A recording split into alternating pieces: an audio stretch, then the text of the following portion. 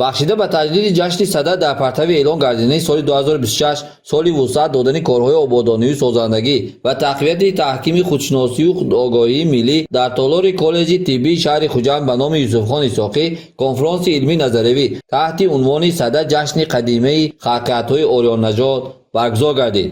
дар чорабинӣ намояндаи мақомоти иҷроии ҳокими давлатии вилояти Суғд доктори илмҳои филологӣ Тоҷибой Султонзода иштирок намуд.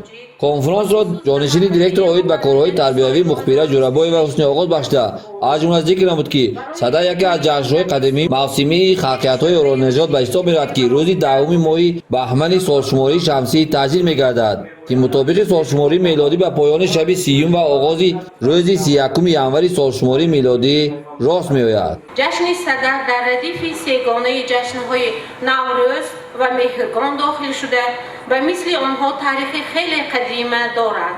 дар Тоҷикистон сада ҷашни умумимиллӣ аст. ин ҷашнро барои он сада меноманд, ки аслан аз шумораи сад гирифта шуда аз 10 моҳи баҳман то омадани наврӯз 50 шабу 50 рӯзро фаро мегирад. ба қавли Абурайҳон берунӣ аҷдодони баромади мо шабу рӯзро алоҳида ҳисоб мекарданд, ки он дар якҷоягӣ то расидани наврӯз 100 шабу рӯз ташкил менамуд. иди сада дар поёни чилаи калон чун рамзи гузаштани сардиҳои зимистон одатан муждае аз наздик расидани баҳор меовард. мудири шӯъбаи рушди иҷтимоӣ ва робита бо ҷомеаи мақомоти иҷроии ҳокими давлатии вилояти Суғд Тоҷибой Султонзода номаи табрикоти раиси вилояти Суғд Раҷаб Аҳмадзодаро ба муносибати ҷашни сада ба самъи ҳозирин расонд.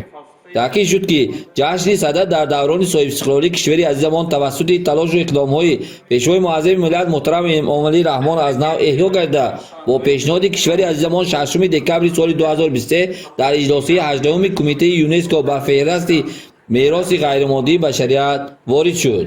ҷашни фархунда дар даврони соҳибистиқлолии кишвари азизамон тавассути талошҳои пешвои муаззами миллат муҳтарам Эмомалӣ Раҳмон аз нав эҳё шуд ва бо пешниҳоди кишвари азизамон чуноне ки мебинед моҳи декабри соли 2023 дар иҷлоси 18 кумитаи ЮНЕСКО ҳамчун фарҳанги мероси ғайримоддии башарият ба дохил карда шудааст.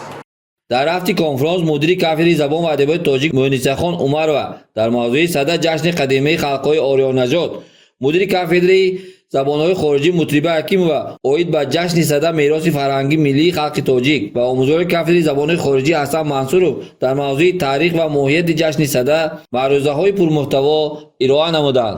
метавон гуфт, ки сада пас аз 40 шабонарӯзи омадани шаби ялдо дар остарин шаби аввали моҳи дай ё худ пас аз гузаштани чиллаи калони зимистон фаро расида чун гиромидошти оҳини оташпарастӣ ва бузургдошти меҳр истиқбол гирифта мешуд.